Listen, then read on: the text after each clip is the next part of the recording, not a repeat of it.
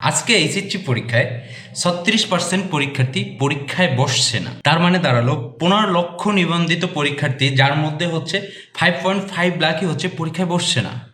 এখন দেখুন, এখানে বোর্ড ভিত্তিক আলাদা করা হয়েছে, অর্থাৎ মাদ্রাসা শিক্ষা বোর্ডে 88% হচ্ছে বসছে না, কারিগরি শিক্ষা বোর্ডে 54% বসছে না এবং সাধারণ শিক্ষা বোর্ডে 33% বসছে না।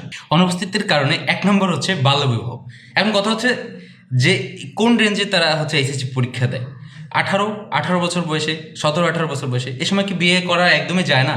এখন কথা হচ্ছে বিয়ে করলে কেন পড়াশোনা কন্টিনিউ করা যাচ্ছে না, সেটা প্রশ্ন। এরপর কারণ হচ্ছে দারিদ্রতা, অর্থাৎ 16 বছরে একটা যথেষ্ট বয়স হয়ে যায়, তখন সেই উপার্জনের পাশাপাশি কেন পড়াশোনাটা করতে পারতেছে না? আর হচ্ছে কর্মক্ষেত্রে যুক্ত হওয়া, ওই যে আগেরটারই বললাম, অর্থাৎ কর্মক্ষেত্রে যুক্ত হওয়ার পরে কেন সে তার পাশাপাশি পড়াশোনাটা কন্টিনিউ করতে পারছে না, কেন সে সেই সকাল থেকে একদম সন্ধ্যা পর্যন্ত স্কুল কলেজ এগুলো করতে হতেছে, হোয়াই?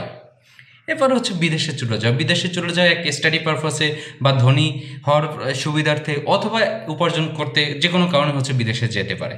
তাহলে এক্ষেত্রে এই 4টা হচ্ছে প্রধান কারণ দেখানো হচ্ছে। এখন কথা হচ্ছে, যেখানে মডার্ন এডুকেশন সিস্টেমে বেসিক লেভেলের যে এডুকেশন, এগুলো সবই হচ্ছে ক্লাস 10-এর মধ্যেই করে দেওয়া হচ্ছে। তার মানে হচ্ছে 15-16 বছরের মধ্যেই সব কিছু কমপ্লিট হয়ে যাচ্ছে। সেখানে আমাদেরকে কেন আবার এইচএসসি এক্সাম দিতে হচ্ছে 16, 17, 18 বছর বয়সে যেয়ে? সো এটাই হচ্ছে মেইন প্রবলেম। কারণ বোর্ড পরীক্ষা আসলে এই 17-18 বছর বয়সে রাখার প্রয়োজন আছে কিনা, পাশাপাশি হচ্ছে একটা 16 বছর বয়সে সে যথেষ্ট বড় হয়ে যায়, তার বেসিক এডুকেশন নেওয়ার জন্য তার এনাফ বয়স হয়ে গেছে।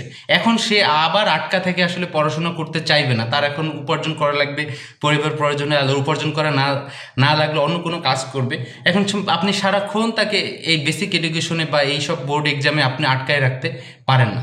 সো যেভাবে হোক আমাদের বোর্ড এক্সাম বা এই সকল কিছু 15-16-এর মধ্যে নিয়ে আসতে হবে। কারণ এরপরে একটা ছেলে সে যথেষ্ট পরিপক্ক হয়ে যায় এবং তারপরে তাকে আটকায় পড়াশোনা করার সিস্টেম নেই। কাজের পাশাপাশি পড়াশোনা করার কোনো সিস্টেম থাকলে সেটা যদি আনা যায়, তাহলে হচ্ছে যে এই এত ঝরে পড়ার হার হয়তো থাকবে না এবং এডুকেশনটা আরও প্রপারলি অনেকে চাইলে নিতে পারবে। আর এই যে 1 নম্বরে দেওয়া হচ্ছে বাল্যবিবাহ, আমার কথা হচ্ছে যে বিবাহিত হওয়ার পরও পাশাপাশি কেন পড়াশোনার সিস্টেমটা করা যাচ্ছে না, কেন একজন চাইলে পড়তে পারতেছে না বা কেন সেই সিস্টেমটা পারতেছে না? এখন বলবে যে সে পড়তে দেয় না তার হাজব্যান্ড, এটা একটা আলাদা টপিক। কিন্তু সারাক্ষণ যদি সে তার স্কুল কলেজে থাকতে হয়, তাহলে তো আসলে সে পরিবারের কাজ করতে পারবে না। এখন কথা হচ্ছে যে সারাক্ষণ না থেকে অল্প একটু টাইম থেকে বাকি টাইম পরিবার সময় দিয়ে কোনোভাবে পড়াশোনা কন্টিনিউ করার যদি কোনো সুযোগ থাকে, তাহলে অবশ্যই সে পড়াশোনা করতে পারবে। এখন আপনি অফিস জবের মতো এসে এডুকেশন সিস্টেমেও চাপায় রাখলে আসলে সমস্যা হবে।